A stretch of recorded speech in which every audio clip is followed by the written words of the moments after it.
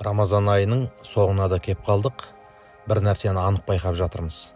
Баршамыздың бойымызда бір жақсы өзгерістер бар. Себебі дүниедегі барлық нәрсе жылына бір мәрте жаңарып жаңғырып отырады екен. Ит құста үстіндегі жабағы жүнін тастайды, жылан да үстіндегі терісін ауыстырады, ағашта жаңғырып жапырағын төгіп көктемде жаңа әдемі жапырақ шығады. Ал адам баласының жаңғыратын, өзгеретін, өркендейтін бір уақыты осы Рамазан екен. Рамазан тән жағынан да бізге күш-қуат беріп, өлген клеткаларымыз жаңарып, ішкі дүниеміздегі қаншама өзгермей жатқан дүниелерге әсер берсе, рухани жағынан да сондай өзгеріс болады. Жақында бір 70-ке кеп ораза ұстаған ақсақалмен бірге болып қалдым. Сонда әлгі ақсақал таң қалып айтады: мен ауылға барып тұратын ем, осы ораза ұстамаған кезде ауылдағы құрдастарыммен сол әжік-күжік әңгіме айтып, бала-шағаның деңгейіндегі әңгімені де оп-оңай айтып отыра беретін ек дейді.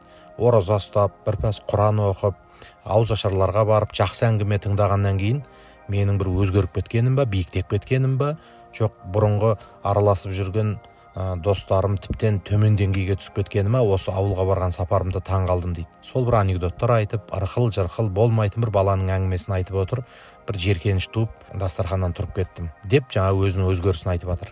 Расында ол адам Рамазан айында шынында тазарды. Шынында Рамазан айы адамды биік дәрежеге көтерді.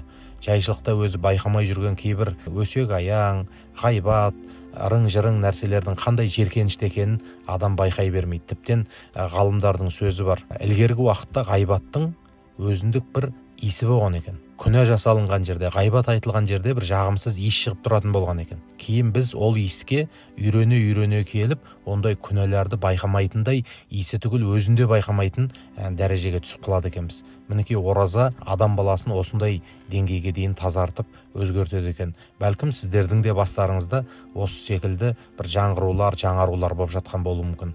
Бір адамды кешіре алмай жүрген болсаңыз, ораза кезде садақа беріп, намаз оқып, қадір түнде құлшылық ғибадат жасап, жүрегіңіз жұмсарып, жек көріп жүрген адамыңызды мүмкін оңай кешірген болуыңыз мүмкін. Біреудің қарызын кешіріп жіберген болуыңыз мүмкін. Немесе ішкі дүниеңізде өзіңіздің кейбір қылықтарыңызға ұялып, қысылып, таң қалып жүрген болуыңыз мүмкін. Осының барлығы Алла тағала сауабын өзім берем деген оразаның әсерлері, оразаның себептері. Ақылы бар, иманы бар, саналы адам осы өзгерістерді байқайды. Алла тағала баршаңызды жақсы жағына өзгертіп, оразадан кейін жаңғырған, түлеген, басқа деңгейге көтерілген нағыз мұсылмандардан болуымызды нәсіп етсін.